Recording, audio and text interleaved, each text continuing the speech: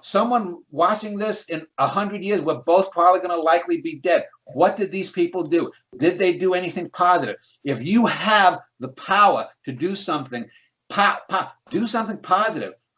Otherwise, it's a total waste. It's a total waste. If I just wanted to go and drink beer and watch sports, that would be fine if I didn't have anything. But I have something that other people, from everything I've observed, don't have.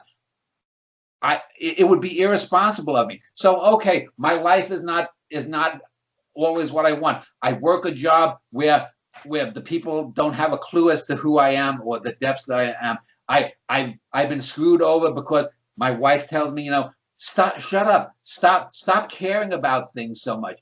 I can't. But what is a debilitating thing in my real life is a boon in my art, because I have great talent and I have great drive, and it's the drive that is actually the more important thing. Because even if I had just good solid talent, I might not be as great as I am, but I could be a great artist by just sheer repetition. I might only have 5 or 10% of what I've accomplished already, and hopefully I'll double or triple that before I'm dead. But if you have it, you have to give it out. You have to. Why do you exist? This gets to who you are. Forget asking those questions in art. If you, Ethan Pinch, and I assume that you're an artist yourself, I think you said you want to be a filmmaker, do something. Do something. Do something that gets you out there. That affects other people. Whether you're doing a documentary, maybe you know a documentary maker. If you do, send them my way. Do the Cosmoetica story or something. Send it to Cannes. That could be the biggest boon of my life.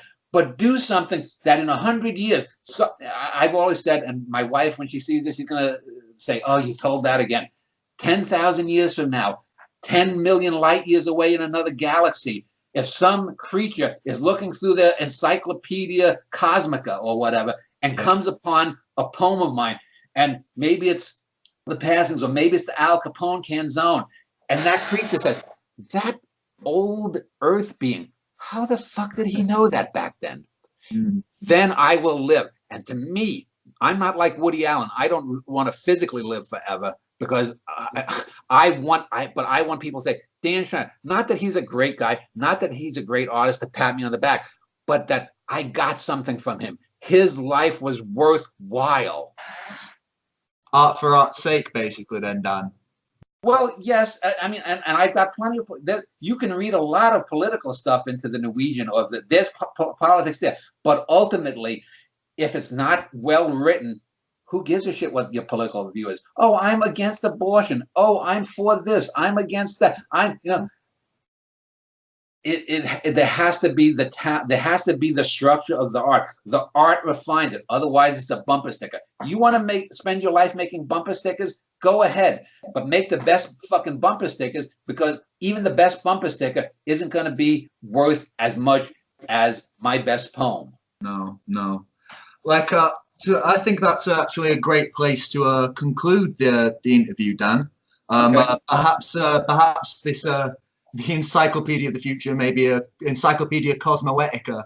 Well, feel free to contact me if you ever want to talk on a personal level or something. If you want to show any work, I appreciate it. Just send me the link and I'll send it around to my e-list and put it on Twitter and other things. And hopefully what is it, a video magazine? No, it's not a video. It's a website. It's a website. There's different things on it. Like the two interviews I did before this were in text. But they were done like over email and stuff. Okay. But I mean, thank you so much for participating, Dan. I mean, I can't tell you how much I appreciate it. I mean, I'm obviously a Schneider enthusiast, and but even that must get dull for like your fans and stuff. But be more than a fan. Pay it forward if you can. Help other people. It's very easy to fall into the trap of being cynical. I can talk about my work and stuff similar, but I still hope when someone like you contacts me, I feel good, because not because you're a fan, but because someone wants to get better. Someone wants to be more than just a monkey.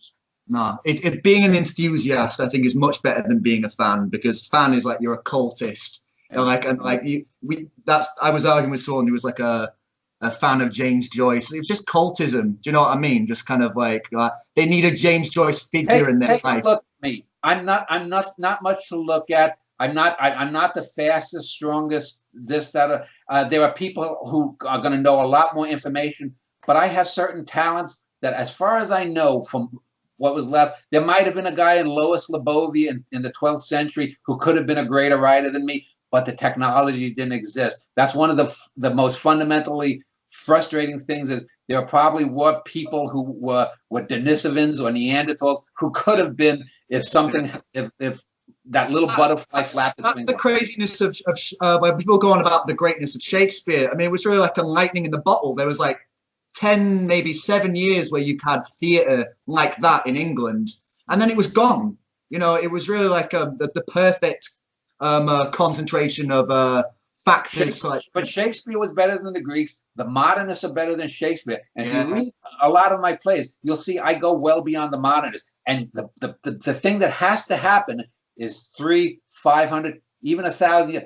If I somehow died and came back to life, like in my science fiction novel, and people were, and there was a cult of Schneider, and there was the Schneider Institute, and someone like Harold Bloom was saying, culture begins and ends with Dan Schneider. I'd say, what the fuck? This would be my worst nightmare.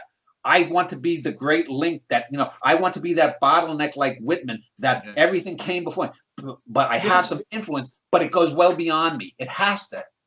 To be honest, that would be kind of, it would be horrifying if because I said at the beginning, there are so many cult leaders on the internet. There are so many of these snake oil. They're basically snake oil salesmen, and all these like impressionable young people. There's a guy who runs a site called the School of Life. He's terrible. He's terrible. He's a moron.